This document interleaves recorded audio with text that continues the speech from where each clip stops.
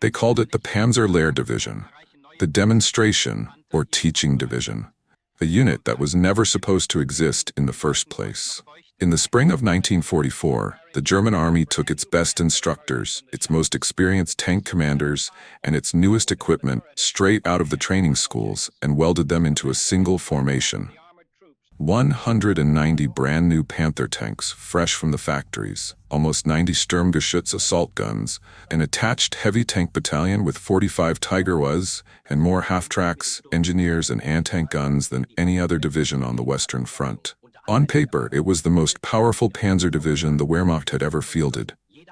In the minds of the men who served in it, it was simply the best. Its commander was General Fritz Bayerlein, a slight, wiry man with sharp features and eyes that never stopped moving. He had learned the art of armored warfare under Rommel in North Africa, had escaped the trap at El Alamein, had held the Mareth line with nothing but speed and audacity, and had once driven an entire corps across hundreds of miles of desert on less fuel than the Americans wasted in a single day. Maneuver was everything to him. The sudden thrust, the unexpected flank march, the counterattack launched at the precise moment when the enemy believed he had won. These were the tools that had kept Germany alive for 4 long years. Bayerlein still believed in them completely. "Give me 12 hours in a corridor," he liked to say, "and I will be in the enemy's rear before he knows I have left my starting line." On the morning of 24th of July, 1944, he stood in a ruined Norman farmhouse that served as his forward command post just west of St. Lo, and studied the situation map with the calm confidence of a man who had seen worse and always come out on top. The Americans had been hammering at the German lines for weeks, but they had gained almost nothing. Their attacks were brave, their artillery was heavy, yet every time they pushed forward, Panzer-Lehr or one of the other panzer divisions slammed the door shut again. Bayerlein traced a line on the map with his finger. "Tomorrow they will try again," he told his staff. "When they do, we will counterattack here, through the gap at Marigny, and reach the coast road before dark." The whole American breakout collapses. His operations officer started to speak, then stopped. Intelligence had warned of something new. Massive bomber strikes, not the usual tactical jabbers, but the heavy 4-engine groups that normally flew against German cities. Bayerlein waved the concern away. "Heavy bombers against a panzer division in the field?" he said with a thin smile. "They will scatter their bombs across 20 kilometers of countryside. We dig the tanks in deeper, wait for the noise to stop, and then we move while they are still counting craters." It was exactly what had worked against the British at Thann. It would work again. Far away, across an ocean the Luftwaffe could no longer cross, a very different preparation was reaching its final stage. In the vast Willow Run plant outside Detroit, women on the night shift were driving rivets into the wing spars of B-24 Liberators at a rate of 1 complete bomber every 55 minutes. In Texas, oil fields that had never interested the Luftwaffe were pumping millions of barrels of high-octane aviation gasoline into pipelines that stretched all the way to the Atlantic coast. In the training bases of Georgia and Alabama, thousands of young American pilots were finishing courses that lasted 6 months instead of the 3 years a German pilot needed, because the United States could afford to accept higher accident rates in exchange for sheer numbers. By July 1944, there were already 11,000 American combat aircraft in England, more than the entire Luftwaffe would build in the whole of that year. Factories in California, Washington, and New York were turning out bomb racks, gun sights, and drop tanks faster than German cities could be rebuilt after raids. This was not war as Fritz Bayerlein understood it. This was industry translated into altitude, payload, and time. At 07 on the 25th of July, the Norman countryside lay quiet under a thin morning mist. The men of Panzer-Lehr brewed coffee in the hedgerows, cleaned the dust from their gun barrels, and checked the engines of their brand-new Panthers. Camouflage nets were adjusted. Ammunition counted one last time. They were the elite, and they knew it. A young radio operator named Karl Weber, 19 years old and still proud of the Panzer-Lehr cuff title on his sleeve, sat in a half-track and listened to the morning traffic. Nothing unusual. A few American reconnaissance planes high overhead, nothing more. He lit a cigarette and smiled at the thought that tomorrow he might be drinking coffee in Avranches. At an airfield in England, a very different young man, Colonel Rudolph Ransom of the 9th Air Force, finished his coffee and walked out to the operations hut. His groups were already warming up. More than 1,500 heavy bombers and almost 900 fighters for the morning mission alone. He glanced at the clock, picked up the microphone, and spoke in the calm, almost bored voice of a man reading a train timetable. Red Leader, this is Boxcar. Time on target 0940. First bomb away at 0950 exactly. Acknowledge. The acknowledgements came back crisp and clear. Thousands of engines were already turning. Back in Normandy, Carl Weber was the first to hear them. He pressed the headphones tighter to his ears, frowned, then looked up through the open hatch of his half-track. The western sky was turning black, not with clouds but with aircraft, wave after wave stretching from horizon to horizon. He whispered a single word that carried all the disbelief of a boy who had grown up believing the Luftwaffe owned the heavens. Mother of God. At 9:38 the bomb bay doors began to open. The planes flew in perfect boxes, so high that the crews could barely see the ground through their Norden bomb sights. They did not weave or dodge. They simply released on schedule. The first pattern fell exactly where the American maps said Panzer-Lehr's forward assembly areas were located. A rectangle 2 kilometers long and 1 kilometer wide. The earth erupted in a single continuous roar. Not individual explosions, but one rolling wall of fire and steel that rose hundreds of feet into the air and kept rising. Inside the command post, Fritz Bayerlein was thrown against a stone wall as the entire building jumped. Dust poured from the ceiling, the map table overturned, glass shattered. For a moment, there was only stunned silence. Then the adjutant, face white beneath a mask of plaster, managed to speak. That was only the first wave, Herr General. 8 minutes of bombs, 30-second silence, then another 8 minutes. They are flying to a timetable. Before Bayerlein could answer, the second wave arrived exactly on schedule.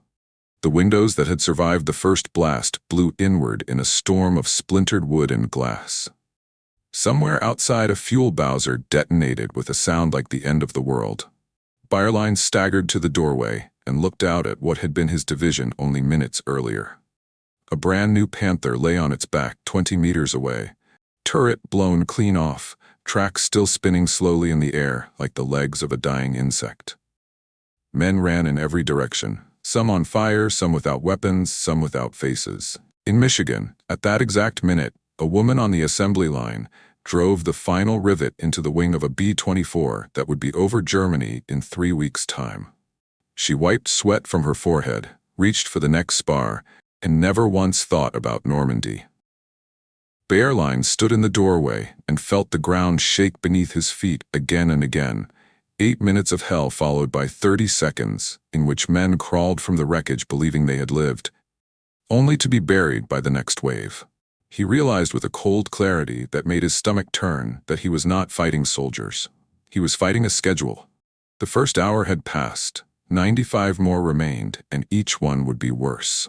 The second hour began exactly where the first had ended, with the sky opening again. 8 minutes of bombs, 30 seconds of silence, 8 more minutes of bombs. The pattern never varied by more than 4 seconds. To the men on the ground, it felt less like an air raid and more like a factory press stamping steel. Except the steel was Normandy, and the plate was Panzer-Lehr. By 10:45, most of the division's forward fuel dump had ceased to exist. 43 tankers and Bowsers burned in a single line along the road to Le Désert, turning the morning sky the color of dried blood. The heat was so intense that ammunition in nearby half-tracks began cooking off in long, rattling bursts. A young mechanic named Obergefreiter Hans Littke staggered out of a repair shed carrying a toolbox he no longer needed. The shed, the spares, the lathes, the 3 Panthers waiting for new final drives, everything was gone. He looked at the burning horizon and understood for the first time that there would be no more spare parts. Not today, not tomorrow, not ever again from this position. Fritz Bayerlein had moved his command post 300 meters back into a sunken lane, taking with him only a radio truck and 2 runners. The farmhouse was now a pile of smoking rubble. He crouched over a new map spread on the hood of a Kubelwagen and tried to count what he still possessed. The numbers refused to stay still in his head. Every few minutes, the ground heaved again and another unit went off the air forever. At 11:12, the commander of Panzer Regiment 130 came on the net screaming that his entire 5th Company had been flipped upside down by a single 2,000-pound bomb. The transmission ended in static. Bayerlein marked the grid square with a red X and felt nothing. Shock had already done its work. Far away, in a control room at 9th Air Force Headquarters in England, Colonel Rudolph Ransom drank lukewarm coffee and watched the hands of the big wall clock move with the indifference of a banker. Wave 4 was away on time. Wave 5 was forming up over Lime Bay. Wave 6 had just taken off from Norfolk. He made a small notation in the margin of his clipboard: wind drift 2 degrees left, adjust the next box by 1 minute, and then reach for the microphone again. His voice never rose. It never needed to. The machine he directed had no emotions to excite. In Normandy, the machine kept stamping. By the 8th hour, 7th Panzer-Lehr had lost mobility. Not in the dramatic sense of burning tanks, though there were plenty of those, but in the quieter, more final sense that nothing moved anymore. Tracks were shattered, engines cracked by near misses, radiators pierced by fragments the size of bayonets. Panthers that still had fuel could not leave their hedgerows because the lanes were blocked by overturned comrades. Crews who tried to reverse out found themselves sliding into craters 20 feet deep. The division that had been built for the lightning thrust was now pinned beneath a sky that belonged entirely to someone else. Carl Weber, the 19-year-old radio operator, had survived only because his half-track had been parked beneath a thick oak. The tree was now a charred stump, but the vehicle still functioned. He sat inside with the headphones on, passing messages that grew shorter and more desperate with every passing minute. I Battalion no longer answers. Artillery Battalion reports all guns destroyed. Field Hospital direct hit, no survivors. His voice cracked only once. When the Panzer Grenadier Regiment reported that its field kitchen had been obliterated while serving lunch, and that 200 men had died with spoons still in their hands. After that he spoke in a flat monotone, as if reading a list of train departures that would never arrive. Bayerlein heard the reports and felt the old Africa hands inside him trying to find a solution. Shift the reserve battalion left? No ground left to shift into. Pull the assault guns back to form a new line? There was no new line. The ground itself had been rearranged. Launch the counterattack now while the bombers refueled? He almost laughed. There was nothing left to launch. At 19:30, the light began to fade, and with it came the first real hope in 12 hours. Surely the bombers would stop at dusk. They always had before. Bayerlein allowed himself one cigarette and the ghost of a plan. As soon as the sky emptied, he would gather whatever still ran, drive west under cover of darkness, and reform behind the next division. The Americans would need a day to bring their infantry forward. One night was all he needed. The sky did not empty. At 20:07, the medium bombers arrived, B-25s and A-20s flying lower, faster, without the rigid boxes of the heavies.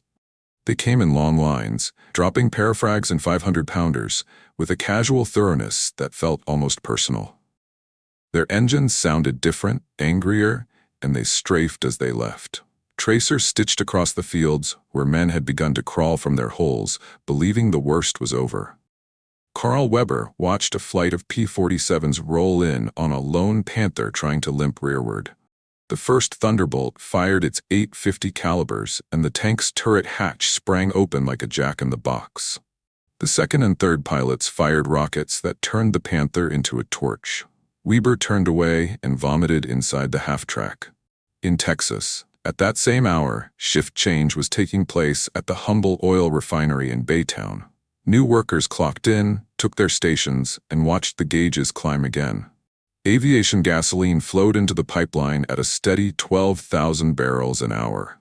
None of them knew a division was dying 3,000 miles away, and none of them needed to. The pipeline did not care.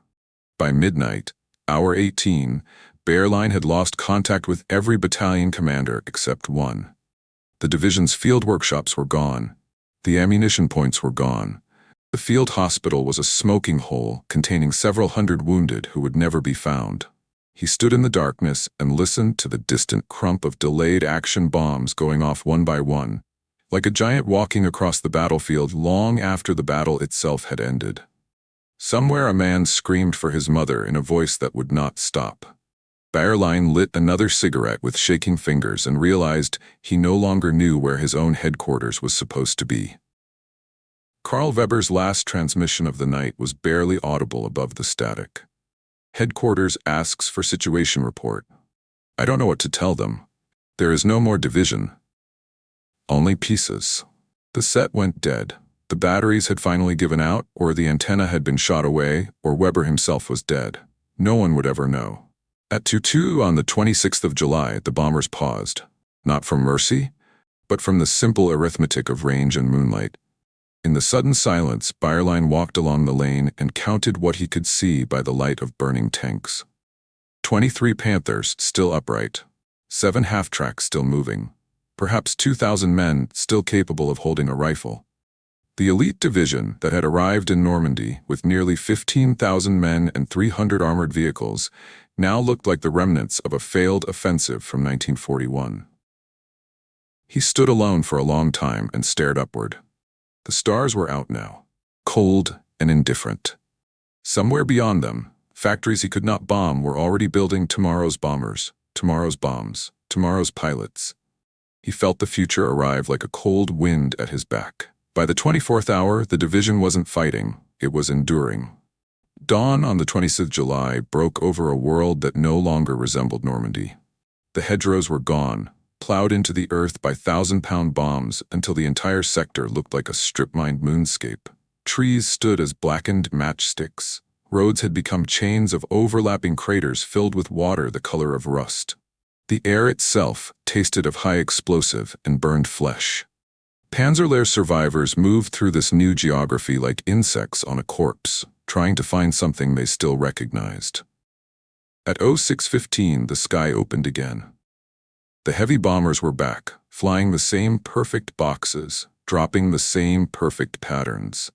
They had shifted their aim deeper now, behind the forward positions that no longer existed, into the rear areas where the division had tried to hide its last reserves, its last field kitchens, its last hope of organized resistance. The 1,000-pound and 2,000-pound bombs walked methodically across the villages of La Chapelle-en-Jugé, Hebecrevon, and Le Mesnil-Durand. Entire companies vanished without ever firing a shot in reply.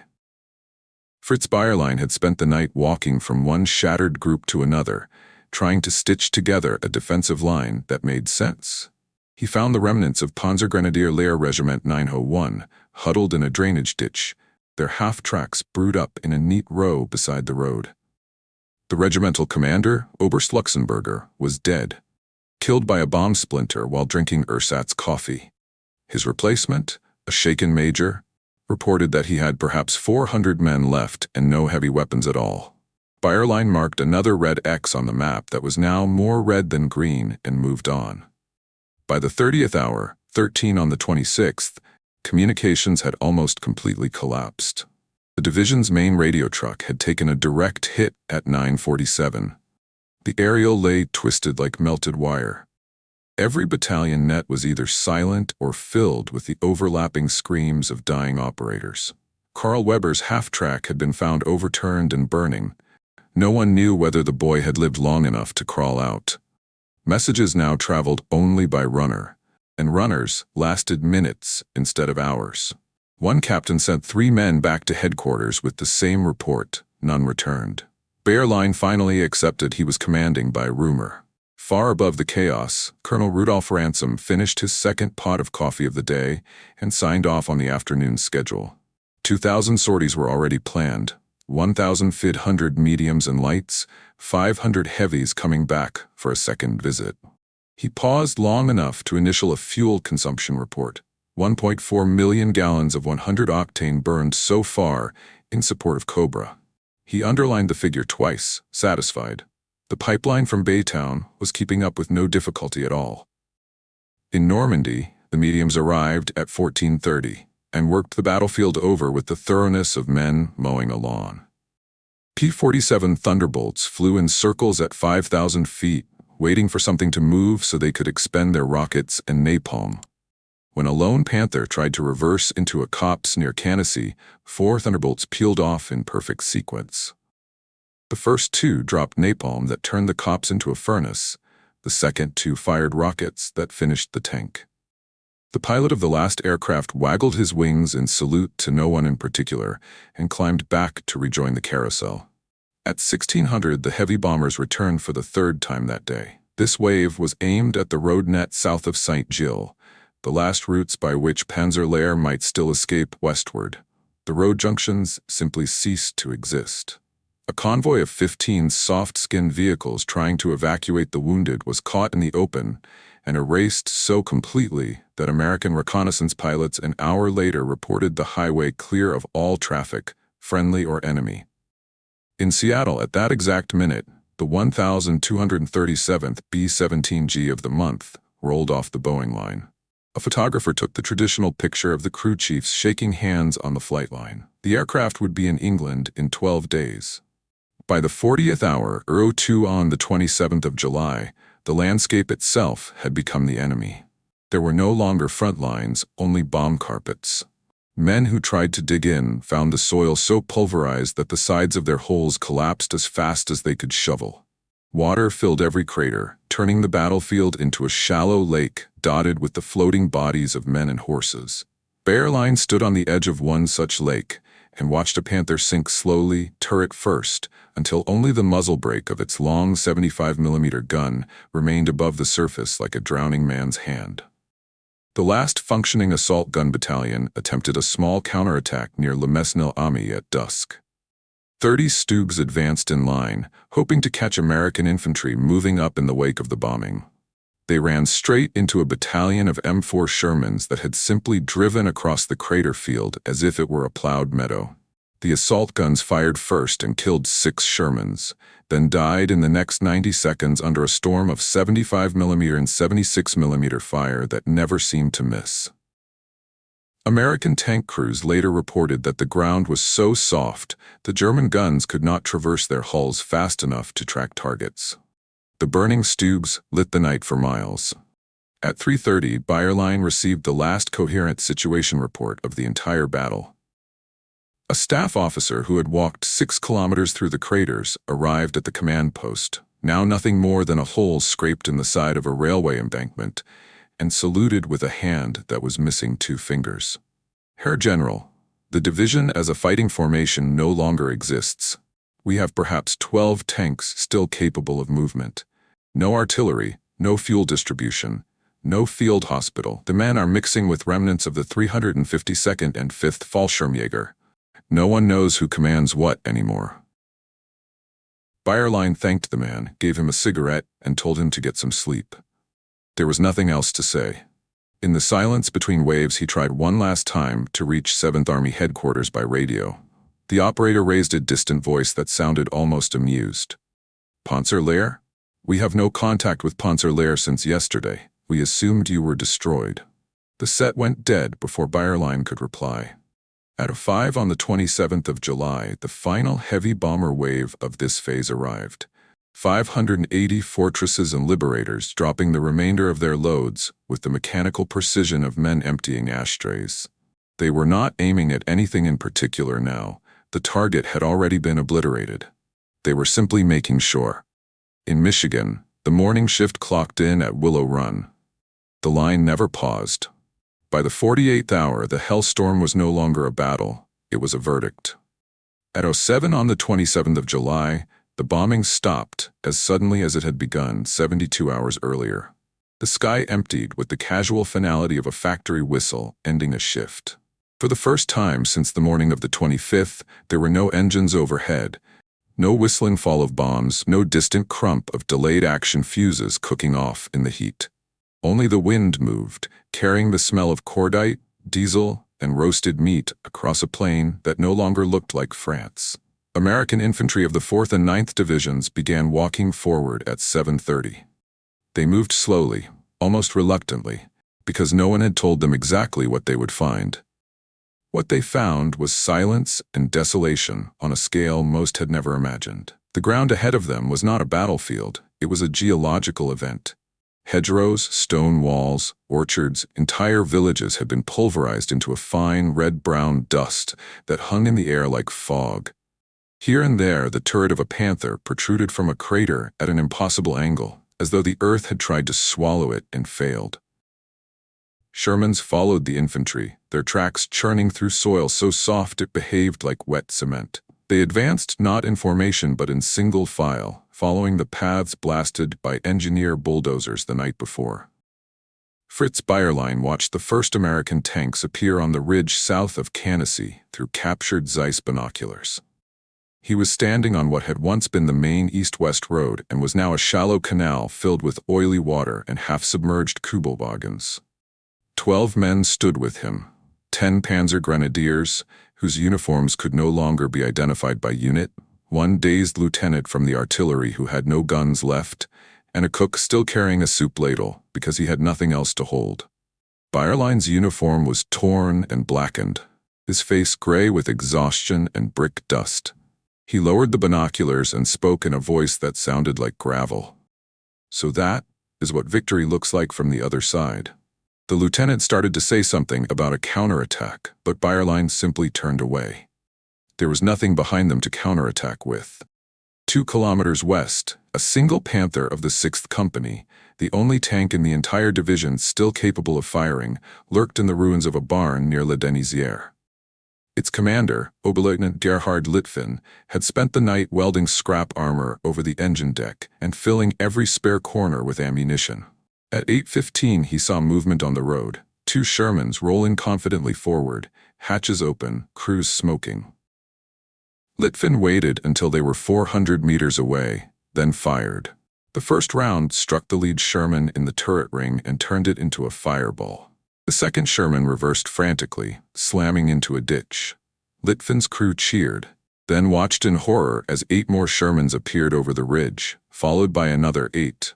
Within 4 minutes, the Panther was hit by 5 76mm rounds in rapid succession.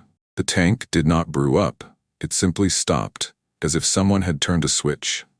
Litvin and 2 of his crew crawled out through the driver's hatch and walked rearward with their hands raised. No one fired at them. There was no need.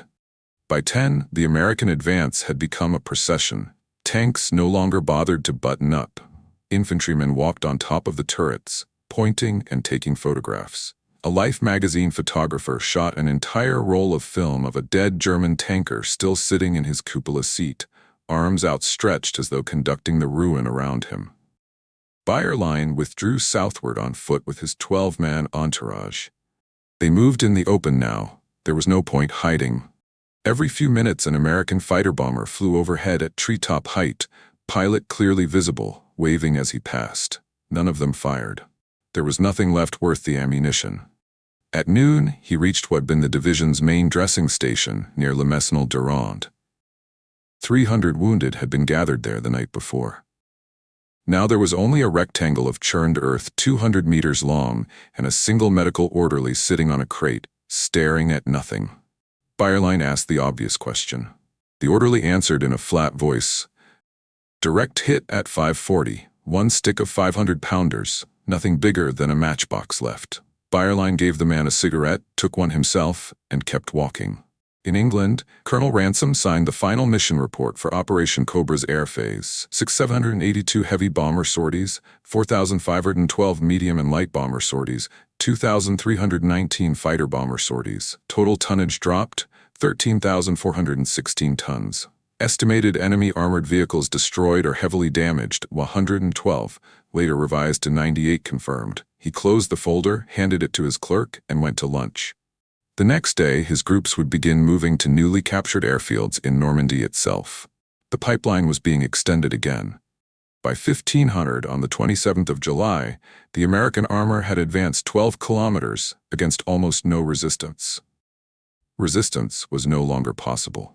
The few remaining German strongpoints, isolated platoons of paratroopers or SS men who had somehow survived the bombing, were simply bypassed and left for the infantry to mop up later. One by one, the radio nets fell silent. At 15:47, the last identifiable transmission from Panzer-Lehr was heard. A faint voice, probably a company commander, repeating, "Hello, headquarters, hello, headquarters," until the carrier wave ended in mid-sentence. Bayerlein finally stopped at a crossroads near Tessy-sur-Vier, where a staff car with a white flag waited, sent by 7th Army to evacuate what was left of the division's command cadre. The driver saluted and opened the rear door. Bayerlein did not get in immediately. He looked back once across the wasted plain. Somewhere out there, beneath the settling dust, lay the finest Panzer division Germany had ever built. He could no longer see a single burning tank. Even the fires had burned themselves out. He climbed into the car. As they drove east, the driver tried to make conversation. "Herr General, the Americans are saying on their radio that Panzer-Lehr has been completely destroyed." Bayerlein lit his last cigarette and watched the smoke drift out the window. "Tell them they are mistaken," he said quietly. "Panzer-Lehr was not destroyed here. It was destroyed in places we never reached. In Detroit, in Texas, in Seattle, in every American training camp that turned out another pilot while we buried ours." The car disappeared into the haze. Behind it, the American columns kept rolling west, their engines a steady, unbroken growl that sounded exactly like the assembly lines that had built them. In the 72nd hour, Panzer-Lehr still existed on paper, in the situation maps at 7th Army headquarters, in the strength returns yet to be corrected, but nowhere else. The 73rd hour began with paperwork. At 7th Army headquarters in Le Mans, a lieutenant in the operations branch opened the morning strength report and drew a neat line through the entry that still read, "Panzer-Lehr Division, 92 Panzers operational, 11,400 men."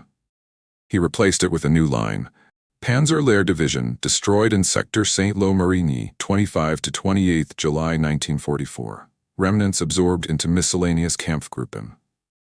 He initialed the change, closed the folder, and reached for the next division on the list. The war moved on. Fritz Bayerlein arrived at the same headquarters shortly before noon on 28th of July. He had not slept in 4 days. His uniform was stiff with other men's blood and his own sweat. A medical orderly tried to steer him toward the casualty clearing station. Bayerlein waved him off and walked straight to the map room. The staff officers present came to attention out of habit, then looked away, embarrassed by the ruins standing in front of them. On the big wall map, the former Panzer-Lehr sector was now covered by a single blue arrow pointing west, thick as a man's thigh. The arrow had already reached Coutances and showed no sign of stopping. Field Marshal Günther von Kluge entered a moment later. He took one look at Bayerlein and spoke without preamble. "How many tanks do you still have, Fritz?" Bayerlein answered in a voice that sounded borrowed from someone else. "Zero, Herr General Feldmarschall. 0 Panthers, 0 Tigers, 0 assault guns, 0 anything on tracks that can still fire." Kluge nodded as though he had expected nothing else. "And men?" "Perhaps 2,000 who can walk, another 1,000 wounded who will never walk again. The rest are still out there under the earth." Kluge turned back to the map. "Then you will take whatever is left and form a new defensive line on the Vira. The Americans will be here by tomorrow night."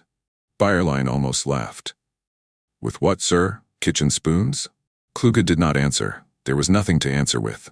That afternoon, the first official casualty return was typed. Panzer-Lehr Division 24-29 July 1944, killed 1,132, wounded 2,947, missing, believed killed 4,119. Tanks total loss, Panthers 44 Stug, 18 Tigers, attached 112 other AFVs. Artillery pieces, all soft-skin vehicles approximately 900. Status, combat ineffective, division to be disbanded and remnants used as replacements. The numbers were conservative. The true count would never be known, because the men who could have counted them were atoms mixed with Norman soil. By the 80th hour, the battlefield belonged entirely to the Americans.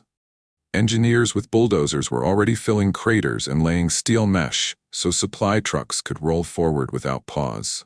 Graves registration teams moved methodically across the moonscape, prying dog tags from blackened necks and tossing bodies into trucks the way farmers load manure.